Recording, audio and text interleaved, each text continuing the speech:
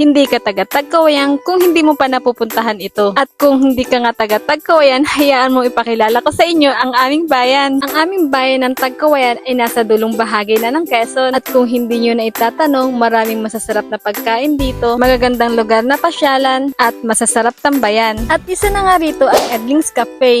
Isa ito sa binabalik-balikan ko tuwing umuwi ako ng Quezon. Masarap kasi yung kape nila dito. At bukod sa kape ay marami ka rin pwedeng ma-order dito. Yung sticker na nakadikit dyan sa wall nila, sa pagkakaalam ko ay galing yan sa mga rider na vlogger. Pagkakaalam ko, lahat ng rider na dumadaan dito ay libre kape. Ay di ko pala sure, baka mamaya singilin ako ng may-ari kasi lahat ng rider dumaan na. At bago nga ako umorder, hayaan yung ilibot ko muna kayo. Eto yung favorite place ko dito, yung sa baba nila. Maganda to sa mga tayong imotela na katulad ko. Yung tipong wala ka namang problema pero parang mayroon. Parang broken ka pero hindi naman.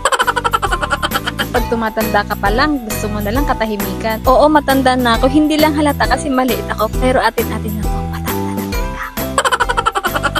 At eto naman yung nasa ground floor. Pag kumakain ako rito, lagi ako nakakita ng pamilya, magbabarkada o magka-classmate na kumakain dito. Kasi perfect na perfect sa inyo to guys. At kahit sila mama at papa ay nadala ko na rin sila dito.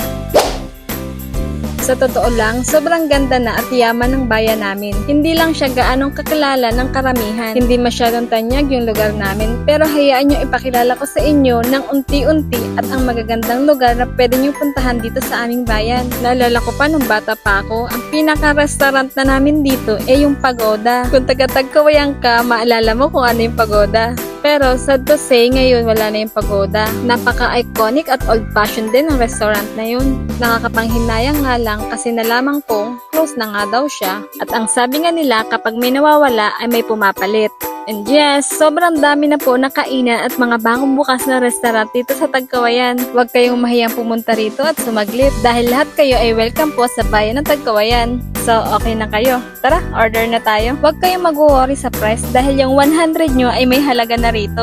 Eto nga pala yung favorite ordering ko dito, yung brewed coffee nila. Hindi kayo magsisisi sa lasa dito, promise. Hindi talaga ako mahilig sa mga black coffee. Ang hilig ko ay milk, Milo, mga ganyan. Ewan ko, nung natikman ko yan, parang nagpalit na ako ng taste.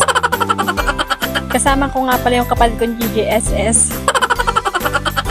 Real quick, ang unang naubos ko ay ang kape. Hindi naman halatang miss na miss ko, diba? At isa rin ang pansit bato sa paborito ko. Yang clip na yan ay tapos na kaming kumain yan. Hindi ko na videohan yung bagong dating yung pagkain kasi naka-live ako nung gabi na yan. Pero promise marami yung servings nila. At habang nagbablog nga ako ay may lumapit sa amin. Nagbigay ma'am! So Sir Ed, thank you po. Nanood kasi siya ng live ko. Thank you ate. Hala. Sir Ed, thank you po. At yun na nga, nabigyan tayo ng kape ng may-ari. Ang may kasalanan talaga nito ay yung mga viewers ko. Tinag na kasi nila ng tinag yung may-ari nitong cafe. So ito na nga, nagbunga na nga. Salamat sa pagtag nyo. At dahil marami nga ang servings nila, kaya ayan, nakapag-take out pa kami. Bye and thank you for watching! Kung hindi ka pa nakasubscribe sa aking YouTube channel, please subscribe and hit the notification bell para updated ka sa aking mga next video. Bye-bye!